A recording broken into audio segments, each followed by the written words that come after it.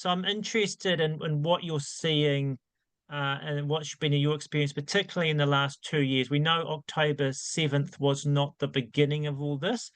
We know that it goes back a long way, the history, but I'm interested in what has been your experience, particularly in the last couple of years, and maybe the Anglican experience of the church, but also just your personal experience. What have you seen? No, thank you, Archbishop. I think you said it really well when you said that it's not the beginning. 7th of October was not the beginning, and that's really very important to reiterate. But since that time, I have to say things have really kind of drastically changed.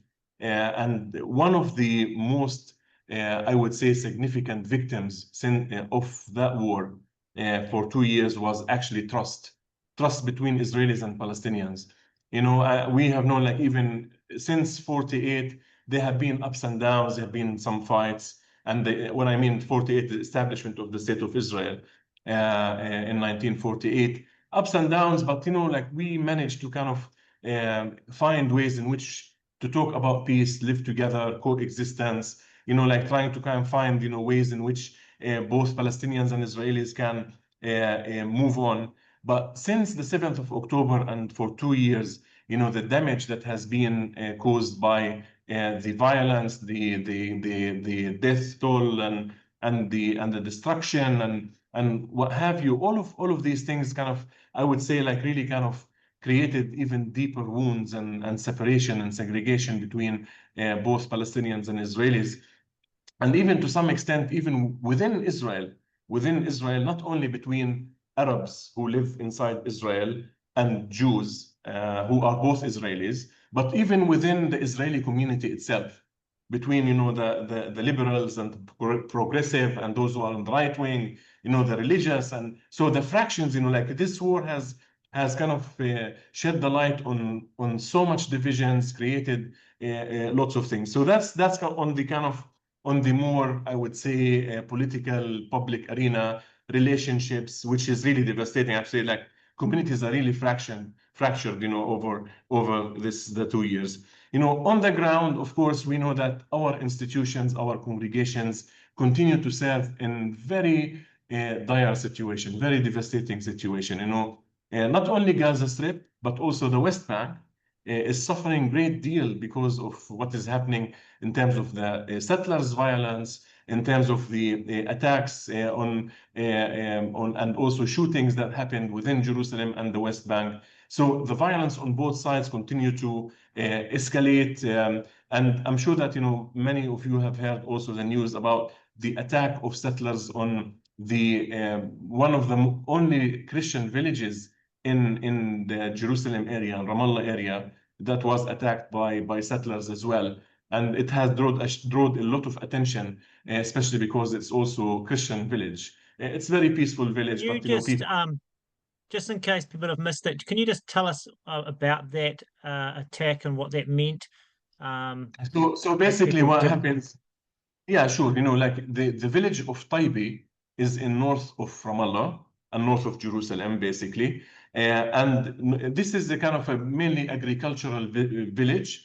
So what happens, settlers, Jewish settlers, Israeli settlers who live around that area, they come down and they burn trees, they cut trees, olive trees, they burn, like, like crops, they burn cars, they write graffiti on people's homes. So basically, like, their mindset is to push people away, like they want them to leave and evacuate. That's the main reason why they attack, like, Palestinian in general. But in this case, it was a predominantly, if not entirely, Christian village north of Ramallah. So that's the background of it.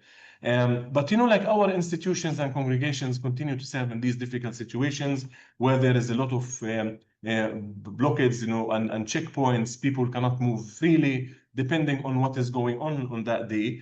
And like, the shortfall of salaries within our institutions, like hospitals and schools, because of what is going on. People don't have access to hospitals because the city is being closed or something like that. So we live in difficulty, and our institutions continue to struggle, as well as many challenges, for the people in general in the area. In Gaza, things, of course, I'm sure that you follow on the news about the destruction, like people displaced, and our Christian presence in Gaza is mainly in Gaza City, as opposed to Gaza Strip.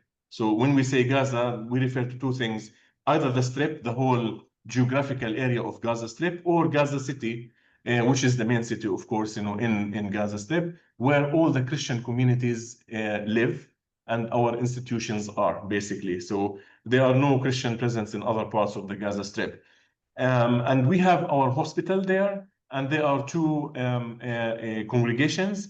One is Greek Orthodox San Porphyrios Church, and the other one is Holy Family Roman Catholic Church. So the hospital serves, the whole area in the north, mainly in and around Gaza.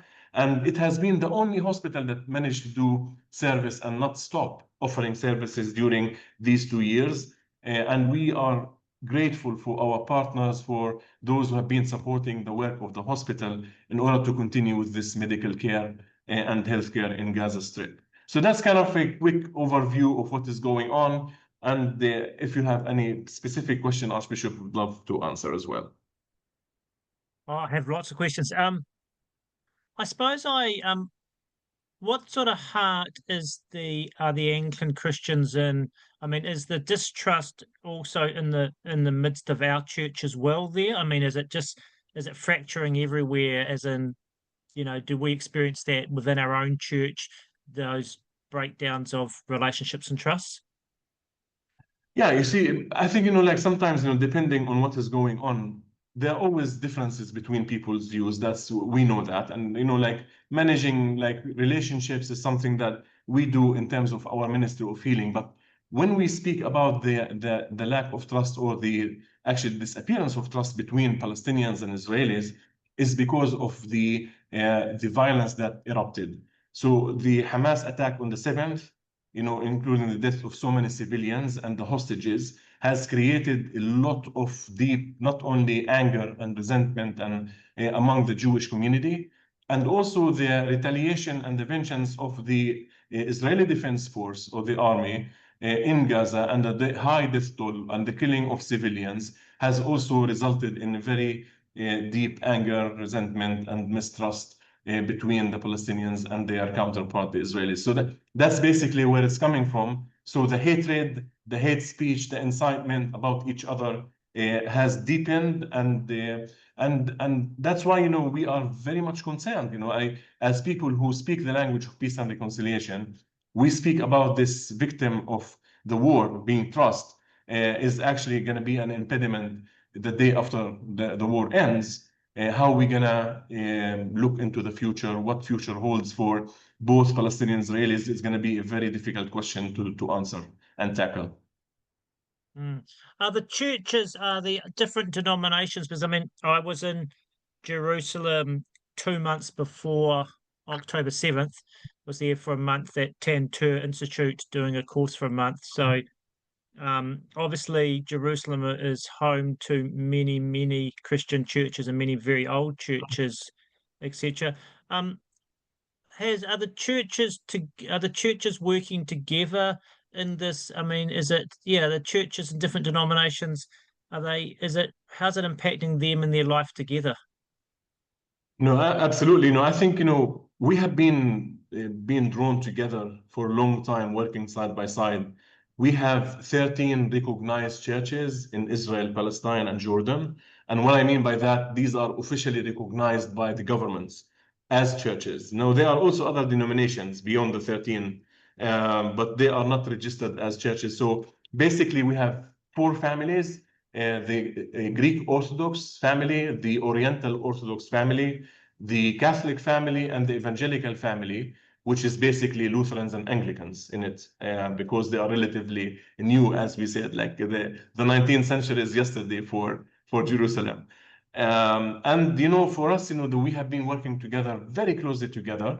I happen to be the secretary of the Council of Heads of Churches in Jerusalem as the dean before, and then they asked me to continue even as one of the heads of churches.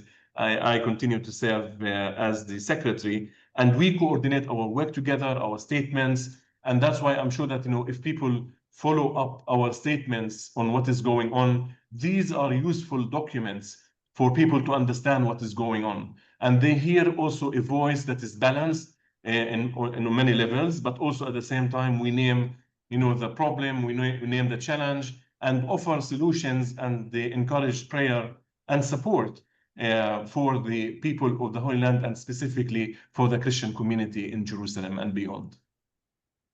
I'm interested, and I'm interested that again, as you say, the old churches and the evangelical Lutheran, Anglicans, etc. But there's a whole lot of other churches, at least in the Western world, that probably aren't so strongly represented in Jerusalem. But I'm thinking of, our North American cousins of any sort of denomination, I suppose. I'm interested in their impact in their perceived impact in Jerusalem, because I mean you and the other churches have been embedded there for a long time. You know the context, you know the balance, you know the people, the history. I'm interested in how often those maybe outside churches are perceived often in their involvement in the conversations, particularly Yes. around the latest conflicts. Yes, I think through our evangelical family, we have partnership with different denominations like Presbyterians, like Methodists, like Baptists, and like Assemblies of God. And I can name even more. But basically, like we have discussions among the evangelical synods, whether in Jordan or Palestine or even Israel, who have representatives around the world. And we had just, I think, one pastor, one actually layman in Nazareth, who's Baptist, has been elected as the World Evangelical Alliance Secretary, which is a very prominent position for evangelical family around the world. So we have those discussions, and people from around the world, they come to us, evangelical families, to hear the churches, they hear discussions both within the council and outside the council, to see how they can help. And we are opening doors, even as heads of churches, with other sisters and brothers in Christ around the world from different denominations, in order to kind of also learn from their experiences, have their support, and also hearing their voice in what is going on in the conflict right now. So we especially speak to evangelicals in the United States, and of course we know their position, especially with the current American administration at the moment. And we feel the importance that we should open channels with everybody in order to educate them about the real situation in the Holy Land, and not to only abide or even go with the traditional, like media prejudice, stereotype that, like feeds itself and doesn't really help. We want people to understand that their prayer, their support, it means a lot to the people of the Holy Land, not only Christians, but also Muslims and Jews alike. In our country, in New Zealand, not so much in the Anglican Church, but a little bit. But in the Church in New Zealand, we'd be probably would be a bit split on the Israel-Gaza conflict. So some of the Christians would probably have a certain view of Zionism, as the language I think that we use, where they would be would probably have a view which is probably pro more Israel state in the conflict. Obviously this is not news to you, but I'm interested in what would you say to to those types of views. What would be your approach to those types of views? One thing I want to say that, if you are Christian, like, because we're speaking now specifically Christian, or maybe specifically Anglican, you would think that the majority of the voice that coming out from the Holy Land on behalf of the Christian community must mean something. We want you to listen to your siblings, to their experiences and to their communities. We are not disregarding you. We are not, maybe we maybe differ the way we approach the conflict right now, but because we are Palestinians by origin, we are Arab Christians, and we have lived here for centuries and centuries. We want you to know that, and please listen to the voices of your siblings. We want you to not to disregard them. These are your representatives in the Holy Land. These are your siblings that are telling the stories that you share in like our partnership in the gospel. And here, with all due respect to other religions, I'm not saying that as discrimination or segregation, by no means, but I'm saying that, why would you, if you want to listen to the truth from a Christian point of view, why don't you listen to your Christian siblings? Now, I forget for a moment about Muslims and about Jews, because they have their own narrative. We respect that. But listen to what the Christians are saying. I don't want to go into discussion who's right and who's wrong. This is my advice, and I hope they will listen to our voices and to see that we are speaking and in loving way about all people, not only Christians. We include Muslims and Jews in our narrative because we believe in the tapestry and the mosaic character of Jerusalem that has place for all people who are living here. Not only one on the account of other or on the expense of the other community. We are not segregated. We are not prejudiced for the most part. This is how we think. But we hope so that you listen to our voices. That's the only thing I want to say right now, because we can have weeks and months talking about Christian Zionism and all of that, but that may take many episodes from our time.